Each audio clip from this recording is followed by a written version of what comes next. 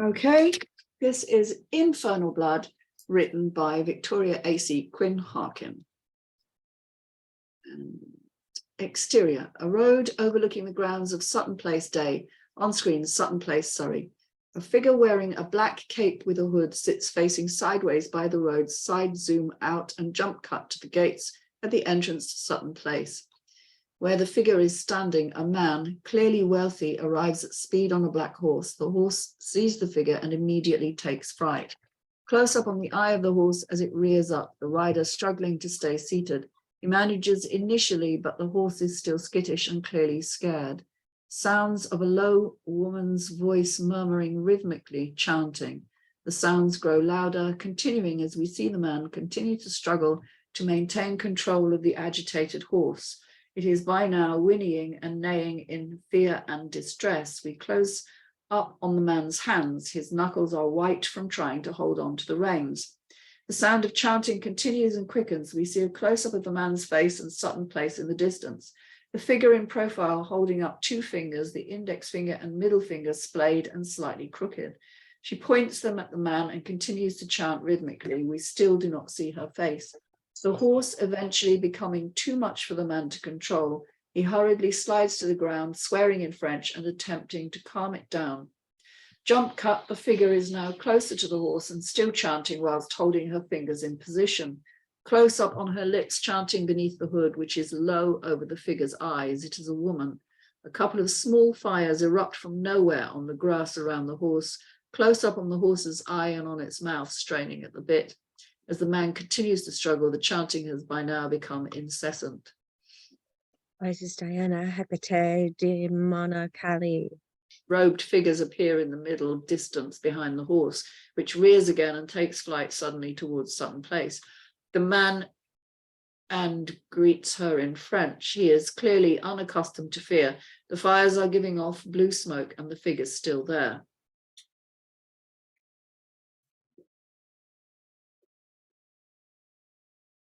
Hi there, sister.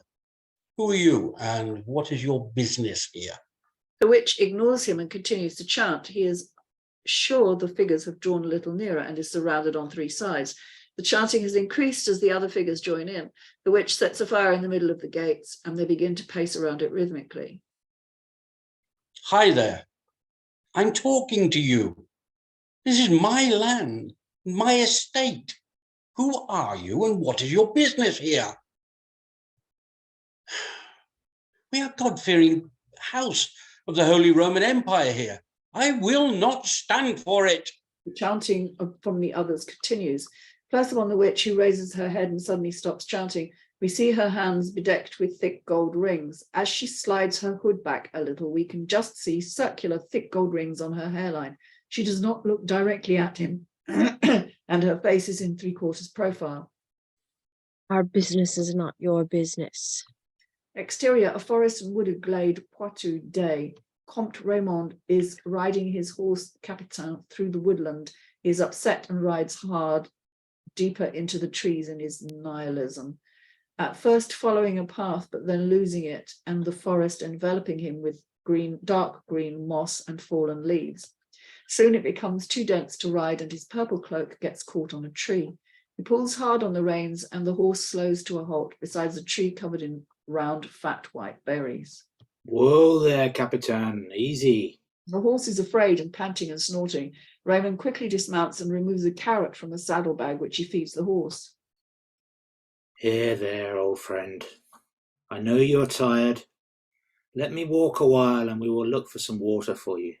Raymond walks a while and becomes aware of the sound of rushing water. The horse hears it too and starts towards the sound. I think we just found it. They draw closer and find what is indeed a small riverbed by a spring. Raymond allows the horse to drink thirstily from the river whilst he himself fills his canteens. He gives the horse some grains and takes some bread from his saddlebag to eat for himself. Well, Capitan, I think we have exhausted ourselves. Nearby is a patch of sunlight in a glade. Raymond leads the horse into it. Tying the animal to a tree, he takes off his cloak to inspect the damage. Suddenly tired, he yawns, rolls it up into a makeshift pillow and stretches out cat-like to sleep in the sunlight. Leaves and sunlight seen through his eyes as he closes his eyelids. Sounds of the stream and the horse and a breeze in the trees fade to black. Exterior, a forest and a wooded glade. Poitou, a little while later. Raymond is dreaming peacefully. His hand twitches and his fingers lift and drop. Sounds of distant, beautiful and otherworldly singing mingles like a fountain or champagne being poured into a crystal glass. Raymond stirs slowly and is surprised to still hear strains of the music once awake. Untying Capitan and packing his cloak, he begins to listen to it and decides to investigate. He follows the music, drawing him further into darker part of the forest, but feeling somehow safe because of the tune they walk on as if spellbound. Drawing closer and closer to the sound of tinkling water which fills the air. As they draw nearer, they see an unnatural white glow emanating from the very darkest area. They notice a fountain of water is catching and refracting the glow, and that it comes from a white fountain with a deep pool surrounding it. With a statue of a beautiful woman inside, the air is full of song that fills their heads and intoxicates Raymond's senses. Drawing near to the fountain, he perches himself on the edge and bends down to wash his face in the cool, crisp, somewhat phosphorescent water, above which seem to be hundreds of fireflies. Fireflies? Capitan, how beautiful. And a fountain. Now who would build a fountain so deep in the forest? Perhaps it is very old and was forgotten years ago. He bends down to sip from this magical place. Under the water, he glimpses a fleeting movement, and scales of emerald green and gold flash under the water and move over each other. Careful, Capitan. I think it may be a serpent. But if it is, then it is quite the most beautiful serpent I have seen. On the other side of the pool, he glimpses the torso of a very pale lady. Her pale skin, naked chest is covered only by her hair. It appears to glow in the darkness like moonlight. Raymond averts his eyes with difficulty. He is at once filled with fear for her safety. Please take care, madam. There is a serpent in the pool. The singing stops and the woman raises her eyes. They are quite the most beautiful eyes he has seen in his life, and he stands transfixed. The depths within them more hypnotic than even the serpent or the singing. He no longer attempts to spare her modesty, having no need to, so transfixed is he by those eyes. And in that moment he knows this to be his wife, understands everything about her, and determines to ask her to marry him. Why do you disturb my bath? Because I love you. And I don't want that serpent to eat you. Because I want you as my wife. But you don't know anything about me. How can you love me? I can't explain it. I just do. Do you know what I am? I don't, and I care even less. I am one of the rare folk, and these are my sisters. She indicates the fireflies. Raymond looks closer and sees that each is a tiny human-like figure. Despite this revelation, he greets them without fear. Enchanté. He bows. When he raises his head, he sees that the little human-like figures have become glowing full-sized women, each sporting a pair of full-size but completely transparent wings, each folded behind her like a cicada. They giggle at the sight of him. Now that you have seen my sisters, are you not afraid? There is nothing I could do if I were. Be careful with what you say to me, as we rare folk tend to be more consistent than humans, and expect the same in return. Also, there are certain conditions. I don't care. If you will only tell me first and agree to be my wife. You don't care that I am a fairy? Or you don't care the conditions? Raymond looks at her face. Even the sight of her skin makes him feel quite different to anything he has felt before. Both. State your terms, milady. The other fair folk whisper and giggle amongst themselves. One whispers to Preston. If I am to do this, then you must agree never again to disturb my bathing, and never to disturb me when I am giving birth. Nor should you allow any member of the household, nor any mortal to do so. My sisters will help me. I bathe on the Sabbath, and require complete privacy. As you wish. Well then, if you are truly sure, then you must marry me the fairy way first. Fairy way? How shall I know what to do? You will know, and I will, because I will look into your heart when you are sleeping. You will find you are quite alone there. Well then, turn your head while my sisters help me leave this bath, and stay a while here with us. Gladly. Raymond turns away and the fairies help press him from the fountain pool, and we see that what appears to be a serpent was in fact a long tail. a tail that becomes a set of long legs in drying.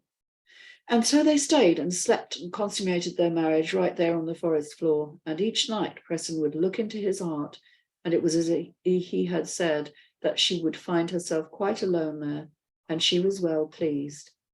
On screen, Raymond and Preston travel back to Poitou on horseback, where they are greeted with jubilation, over which we hear the local people took it on themselves to make Raymond's new bride welcome, and for their part never questioned her requests. Montage, we see Preston and Raymond marry and various scenes of a happy life and doting husband, of a pregnant Preston and her giving birth with Raymond waiting downstairs anxiously, and of her sisters in attendance and surrounding and obscuring her, over which we hear Preston and Raymond's marriage was blessed with 3 children and much prosperity and happiness. It seemed to all that they had been truly blessed by God himself. But not all serpents can be seen.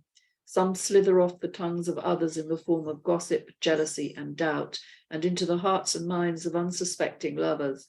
In Preston and Raymond's case, the serpent slithered in just before their 4th child was born. An aunt of Raymond from Limoges came to stay after a fire at her own property made it uninhabitable. Exterior, Comte Raymond's castle. Day, it is windy. A carriage pulls up containing a very well-dressed lady with many trunks and 2 rather browbeaten-looking servants. She looks out of the window of the carriage at the castle. Is this it? This is the Comte Raymond's castle. Yes, madam. Well, I suppose it will have to do for the summer. She turns to the servants. Now get out and help the poor man unpack. The servants leave the coach and start to unload the heavy trunks with some difficulty. As they're doing so, the Comte comes outside to greet her. Raymond. Dear aunt, welcome to Poitou. He glances at her trunks with daunted air and gulps. Can I help you down from there? He takes her hand and helps her down from the coach with some difficulty. And can my man help your servants to take the trunks to your apartments? Why, certainly. That would be lovely. How very gracious of you. As the servants struggle to take the cases inside, we see the aunt introduced to Preston, who is heavily pregnant. She looks up and down, a little disdainfully perhaps, but outwardly she smiles, if icily. Preston's other 2 children are hanging on their skirts, nervous to meet a stranger. And you must be Pressine. Enchanté. The aunt extends her hand for Preston to kiss, which she does with some difficulty. We then see them going inside. Cut to interior, the midwife's house. Day, we see the midwife greet the aunt at the door, and 2 have a discussion over pastries. As the aunt speaks and eats, a small winged serpent escapes her mouth and flies into the midwife's ear unseen. First, the aunt gossiped with the local midwife about why she was never asked to help. Preston never wanted help birthing her children. The midwife had never thought about this before and agreed that it was strange that she, an expert who had birthed most of the babies in the town, was never consulted. Interior, the market in town. Day, the midwife is out shopping with 2 friends. The town is full of stalls, laden with everything from fresh fruits and vegetables to cloth, haberdashery, brooms, pots, pans, grains and spices. She picks up an apple from a cart to inspect it, before passing it to a lady behind the counter who puts it aside and repeating the process a few times, over which we hear. You know, I met Comte Raymond's aunt recently. Really? The midwife's friend is inspecting a cabbage. The lady behind the counter glances at her. Do you want that one? And that is the end of our excerpt. Okay.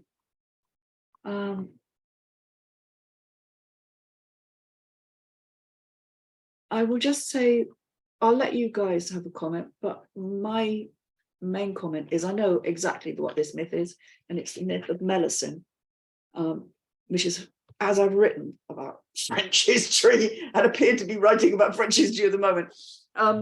Yeah, anyway, John. I was going to say, you could tell it was Maleficent. A little confused. We get told that they have 3 children and she's pregnant with the 4th. And then when the aunt turns up, we just get told there's 2 children. Good point. The first half of it, it's more like reading a book than reading a script.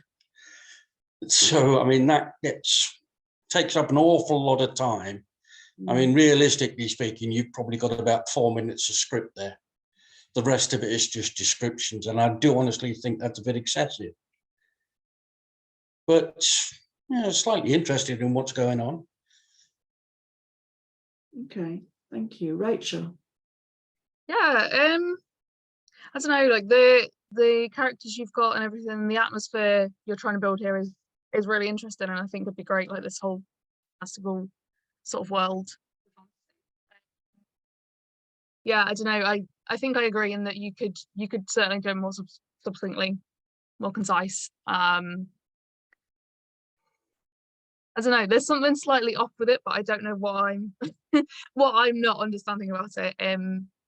I don't know the story like Angela does, but yeah, I think there's a really interesting fantasy element to it. But I think you just need some more efficient dialogue and more efficient directions in there, just to make it an exciting film for people to watch. Okay, thank you. Stewart. So once I knew it was because I'd not read this before, so once I knew this was a kind of fantastical story, then I kind of went with it. And then certain things kind of jumped out that jarred with me a bit. Like I wrote down where the wealthy man says, "Hi there." And I thought that jarred with me because it's sort of like a period piece, if you like. And then he says something, "We are a God-fearing house of the Holy Roman Empire." And I thought, hang on, when is this set? He's like, is this in the Roman Empire times, or is this in a kind of undefined time? So that was mixing up with my head a bit, to be honest. So that jarred. I agree that the descriptions were too long, and I can understand you're trying to set the scene and tell a story, but for a script, it's all that almost needs to be in a book for the design team, the set design and the production design team, of what it should look like and what you're trying to conjure up. There was one other bit that jarred out to me as well, where Raymond, he's going into a forest, and you get the impression it's going darker, and then it says that he's in sunlight, and I'm thinking, hang on, are we in the daylight, or are we in the nighttime, or in the dark? So again, you need to kind of watch out for little inconsistencies there, or be really clear that it's dark but there's a patch of a clearing where there's some sunlight or something, so that you just get that across. But as Rachel said, I think, intriguing, because I don't know the myth and the story, so I was quite interested in serpents and fairies and things like that going on. So yeah, intriguing. But this is the first fantasy script I've read, actually, so this is quite interesting. Oh, To interesting. read a fantasy script, or someone trying to write fantasy, so that's good. Yeah, thank you. Erin. I thought it was interesting. I like the kind of aspect of fantasy, but there's a lot of stuff like housekeeping stuff, the way the formatting is, there's a lot of description, but there's things that are completely unclear that should be actually described, like who the witch isn't listed in, like, it's explaining who she is, but it's not really listed like this is the witch, or the fairies too, like there could be more of a description of that. There's some narration with that probably needs action. It needs to be over action. It's just a narration. There's not like a specification of like every time like what's happening during that narration either. And it says it does take place in 1890. It looks like, if you read the first page or something, or that's original copyright maybe, but it does feel like a period piece. And what Stewart said too, I was like, is this supposed to be more of like a parody based on the verbiage, or is it but then it didn't feel like a parody. So I don't know. I think it's intriguing, but I think there's some, if it's being adapted from an actual novel, that some of the information is like Stewart said, it could go in a book to like the set designers, but like there's things that need to be more specific, like day and night and who people are and the actions that are actually happening over the narration and things like that. But I'm Yeah. curious. Yeah. It appears to be that it's a concept taken from a book written in or published in 1899 called The Annals of an Old Manor House. Now, obviously contained within that book are some myths and stories, which she's then used. And I would say that that first page, the first couple of pages are the character or a character and a witch that are at this house in Sutton Place in Surrey. And then it would appear that the witch casts a spell of some description. And then we are instantly, or not so instantly, in Poitou in France, which is Poitou-Charentes, it's now called. It's like Western France, above Aquitaine, above the Dordogne. And one of the very famous stories from that region is the story of Melusine. And it's set in roughly the 14th century. And she is a water spirit that lives in a fountain, and she has a fish's or serpent's tail.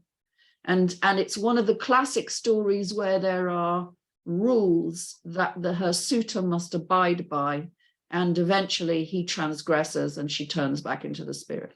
It's a bit like the story of the Selkies in Scotland, you know, the woman who comes out of the water and sheds her seal skin and becomes a woman, and he marries her and she hides her seal skin in the roof of the cottage. And anyway, that one. And then he finds her, he sees her going back into the water one day, and that's it, she's gone. Sorry, mate, you shouldn't have abided by the rules. So it's one of those stories. So it's a classic tale. But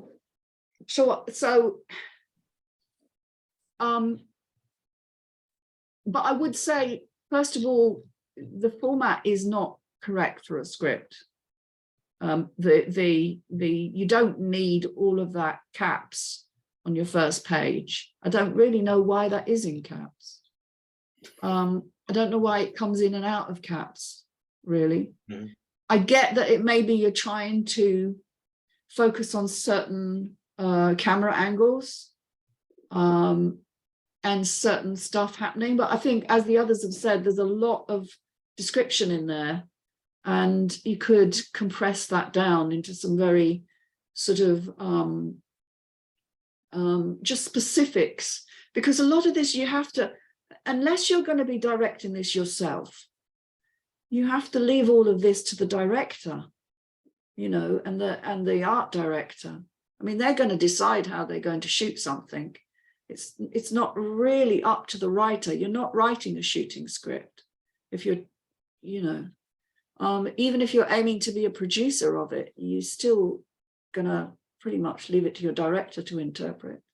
So I'm unsure as to why it's written as it is, and I would say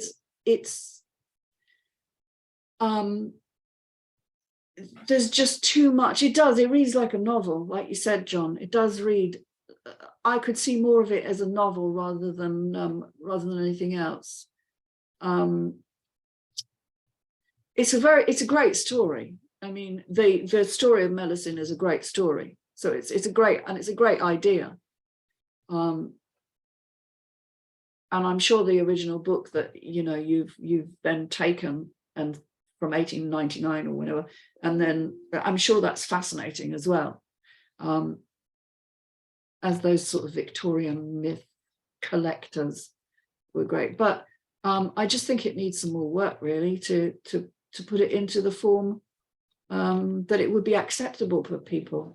And I know, Victoria, that you are trying to get people interested in it. And I know you're trying to do things like casting and raising money, and you've got a lot on your plate. But in order to do that, you have to have a script that people will recognize as a ready to go script. So they just think it needs a little bit more work in that respect. A great story.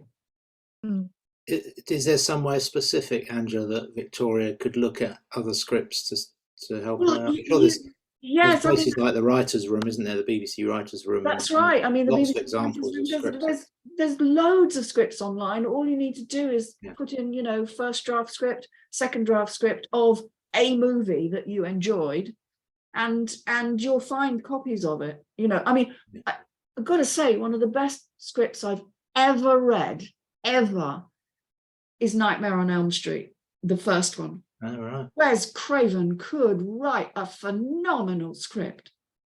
Whether you like that genre or not, you can see it, and you've got to be careful when you go looking for scripts online, because a lot of the scripts that you will find online are written after the edit. Because once they've edited, they write a script to suit what has been shot and what's been edited. Yeah. So that's not what you want. As a script writer, you want to search for first or second draft scripts, and you'll find them, you know, but you just have to put in those terms.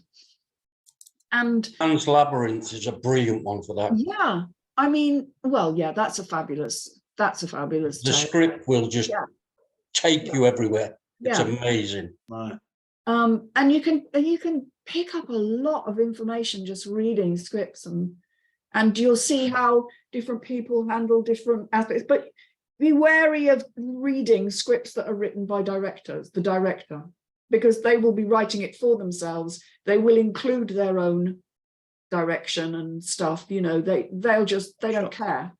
But if you are hoping to sell it to someone, or someone give you work to write their script or whatever, you know, you need to show them that you can write a clean script that a director can take and interpret, that the actors can see clearly what they're supposed to be doing.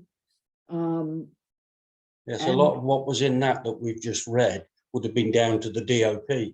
Yeah, exactly. A lot of it would have Exactly. And you can't possibly control everything. Even if you decide, you know, and I know Victoria wants to produce her projects, and that's very, you know, that's great. That's wonderful if you can do that. But you can't control everything. Even a producer can't control everything. You know, there's hundreds and hundreds of people on a film, and you can't have control of every single one of those people. You know, you have to trust them to do their job. And your job initially is to produce a script that people can read and understand and go, wow, yeah, let's do that. So anyway, thank you so much. I'm going to